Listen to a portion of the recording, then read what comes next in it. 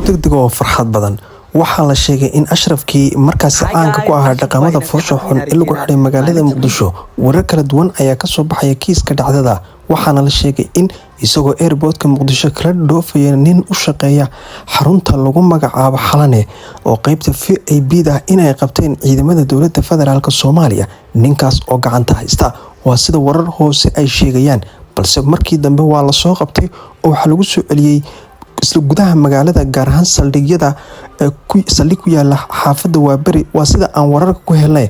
Warar kale ayaa iyaguna sheegay in markaasi xabsi ku yaala goobta lagu magacaabo suuqa Xamarweyne in lagu soo xiray. Haddaba maxay tahay ninkani goobta uu ku socday iyo sidoo kale meesha uu dhoofayay?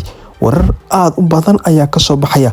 Ilaa haddana booliska ayaa baaris ku wada, baaristaas oo ah baaris aad u fara badan. xogta tibaaxda ee naga soo gaadhay magaalada Muqdisho ayaa waxay sheegayaan in laba xirayba 24 saacadood ka hor. kuwa kale ayaa iyaguna sheegaya in la xiray maanta, balse wararka ayaa waxay u badinayaan in la xiray markaasi 24 saac ka hor. ninkan si weyn waxaa loogu adeynaya inuu ka mid yahay kooxaha markaasi khaniisiinta ama qowmuluudka ah ee ka dhisan magaalada Muqdisho, sida aan u soo bandhignay cadeymo ilaa 7 muuqaal oo aan ka diyaarinay magaalada Muqdisho. 7 muuqaalba uu isagu soo galay xogteeda. haddaba aan idin daawadsiiyo wariyaha markaasi Munasar oo isagoo qudhiisu arrintan ka falanqoonaya xarigiisa. aan idin daawadsiiyo. rasmi ah laamaha amniga ayaa gacanta ku dhigay ninkan dhalinyarada ah oo baraha bulshada bariyihii dambe viral ama qof aad looga hadalhayo ahaa. Ashraf ayaa la yiraahdaa. ninkan gacanta ayaa lagu dhigay muddo qiyaastii 3 maalin ah ayuu ku xiran yahay magaalada caasimadda ee Muqdisho oo laamaha amniga ayaa haysta. waxaa la baarayaa ninkan oo waxaa ku socota kiis xasaasi ah oo isaga quseeya. xogta kiiskaas la xiriirta oo aan ka gaabsanayo inaan carabka si toos ugu dhufto inta si rasmi ah ay uga soo bixi doonto laamaha amniga ee gacanta ku haya gaar ahaan booliiska ayaa haddaba waxa ay dulmarkeeda uu yahay in ninkan gacanta lagu dhigay isaga oo elaboorka magaalada Muqdisho ku sugan, isla markaana elaboorka qaybtiisa ay inta badan joogaan dadka ajaanibta ah u sii socda ayaa la qabtay ninkan.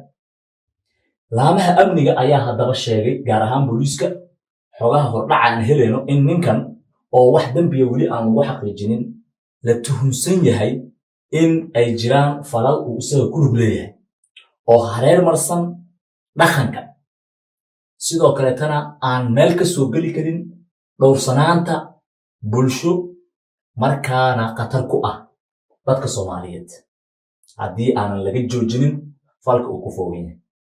kiiskiisa oo qaabkaas u dhisan ayaa la filayaa in uu dhinac u dhaco ama maalin ama 2 maalin kadib. hadda waxa uu ku jiraa mid ka mid ah saldhigyada ku yaala gobolka Banaadir oo aanan rabin sidoo kale inaan magac dhaho maadaama kiiska weli baaris ku socdo. haddaba waa kuwa ninkan la yiraahdo Ashraf. Ashraf waa nin baraha bulshada soo galay isaga oo ka hadlaya waxyaabo ku saabsan skin care-ka, midabka, qurxinta ragga oo isnaashnaasha. sidoo kaleeto waxa uu soo muuqday isaga oo muujinaya in uu u baahan yahay qofka ragga ah sidoo asaga hadal ku dhigayo inuu maqaalkiisa jirkiisa ku dadaalo. Hi guys, Ashraf way u dhamaatay maadaama boolisku ay qabteen. waxaa laga yaabaa in loo gudbiyo maxkamadda gobolka Banaadir maadaama ninkan lagu eedeynayo inuu ka tirsan yahay kooxda qowmuludiinta. haddii macal lagu waayo kooxda qowmuludiinta waxaa lagu heli doonaa meelaha dakhliga lacagta inta faraha badan leh. uu sheegay inuu markaasi mushaar ahaan ama bishiiba uu wajigiisa ku naashnaasho lacag gaaraysa ilaa $5,000 oo aysan wasiirada Soomaaliya macal qaadan. bal wixii war ee ka soo kordha dhacdada halkan dib soo gelin doonaa. fadlan subscribe noo saara si aad ula socotaan dhacdadaasi meesha ay ku biyo shubato.